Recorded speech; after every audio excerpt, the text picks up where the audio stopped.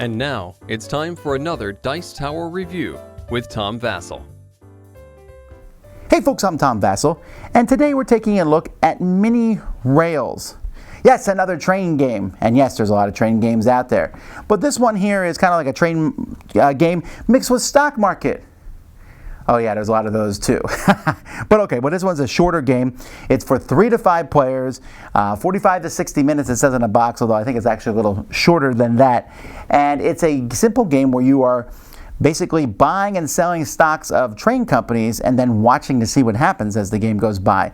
And trying to outpick other players in turn order. It's actually not a very complex game. Let me show you.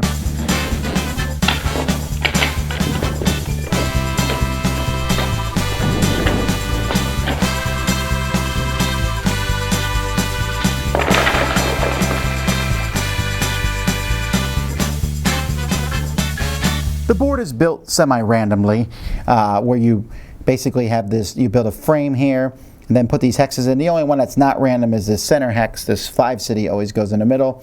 Each color puts 1 disc on the spot that's closest to them. The rest of the discs are put into a bag. Each player gets their own little player board down here. They also get 2 action markers, so if I'm the green player, I have a stock certificate and a train here. And then you're going to put the players in turn order. So if orange goes first, orange will also go last. So this is the setup for a 5-player game. Now, at the beginning of each round of the game, you're going to be pulling discs from the bag randomly and placing them randomly on these spots here to where you fill it up to the number of players. So if I play with only 3 players, I would stop there. Since I'm playing with 5 players, I'll go all the way across to there. So these are the discs that are available for this round. Now, starting with each player in turn order, you have 2 actions that you can take. So whichever action you take the first time, you can't take the second time. So one is take stock. Taking stock is pretty simple. I just pick one of these discs here, so maybe I want yellow. Orange would move down here to the yellow spot, and then I'm going to put the yellow here at 0. And then maybe pink decides that they want white, so they go here, and black decides to go here. Green decides, well, I am green, I guess, but that doesn't matter at this point. Green decides to put blue out on the board. Now, it has to be next to a disc that they have already. So when you put a marker on the board, it is going to increase or decrease all the values of stocks that people have by the number of dots. If it's white, it's going to increase. If it's red, it's going to decrease. So let's say it's a little farther in the game, and I have a blue stock here at 0, and someone else or myself puts a disc here, and that makes blue go up by 1. If later on then someone else places a blue disc here, then it would go down by 2. And so you want to get to this middle city, obviously, because it will make your stock go up by 5. Everyone's going to be picking these discs. These discs are going to be determining turn order for the next round once all the discs are picked. So your picking of a disc is going to pick your turn order next turn and also the color of the disc that you're going to be dealing with. But there's going to be 1 disc left over. That company is taxed and moves to the bottom. Now after 6 rounds, you're going to do final scoring, but you're going to look and see which companies are taxed. And you're going to look at all the companies that are here, and those companies are going to be taxed. If you have a taxed company and you have it in a negative, it's removed. If you have a company that's not taxed, let's say blue isn't on that list at all, and it's in a positive, it's removed. So only these 6 colors are going to be scored at the end of the game positively.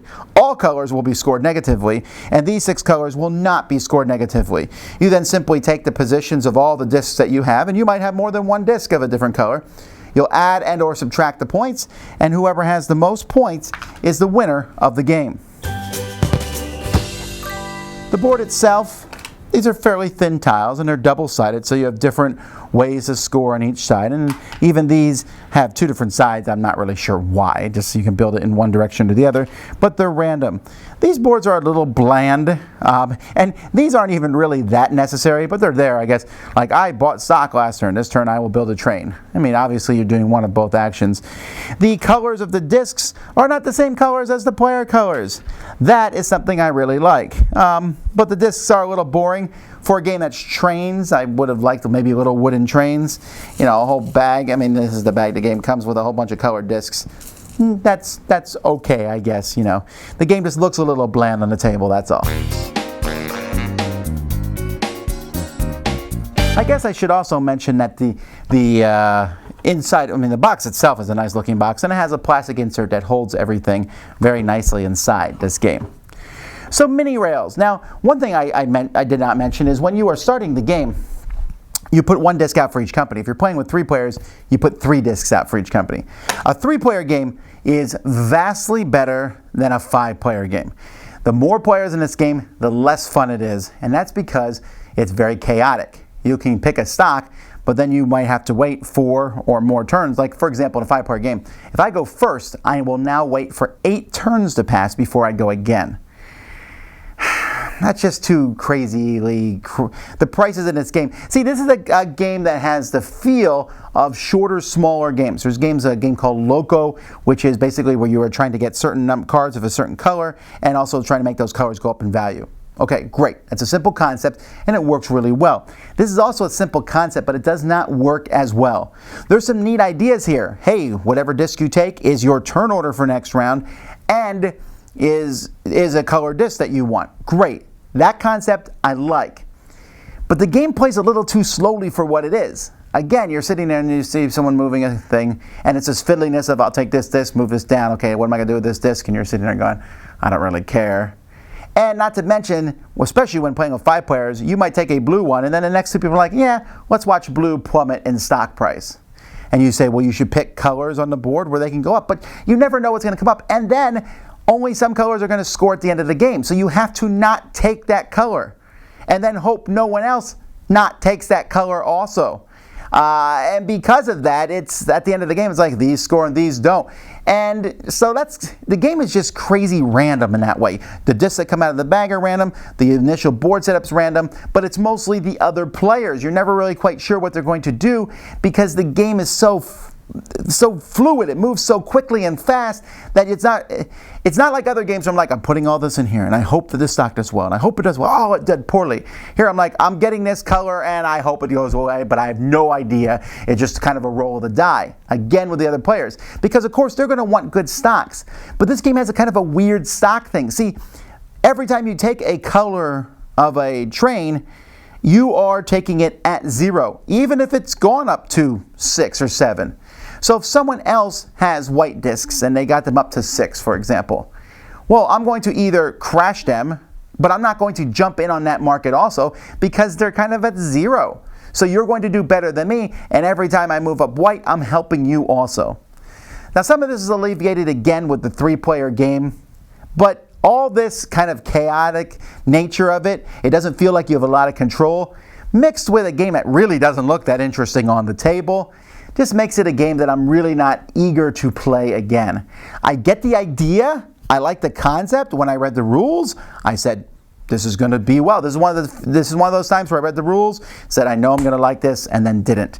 And I know some people who did like it, although with the different groups that I played it with, I think there's only a few people who mildly liked it, and some people actively disliked it because they felt they had no control over the game.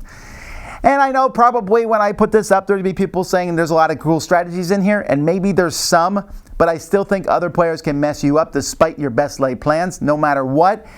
And while that's okay, I don't think it's even deliberate. It's not like, let's take out Bob, but it's like, well, my best move here is to hurt Bob, and then all Bob's work that he did is kind of gone. This game is too long for how light it is, and too light to really give you that kind of crunchy feel, and I don't know what the game is trying to be, so yeah, just not for me. Mini rails. Dice Tower Judgment, too chaotic for me. Thanks so much for watching the Dice Tower videos. Find more great videos and reviews as well as our top-rated audio podcast at Dicetower.com. You can also find other great shows at Dicetowernetwork.com. I'm Eric Summerer, and you've been watching The Dice Tower. The Dice Tower is sponsored by Cool Stuff Inc., where you can find great games for great prices. Cool stuff in stock. Check them out at CoolStuffInc.com. Затвори врата.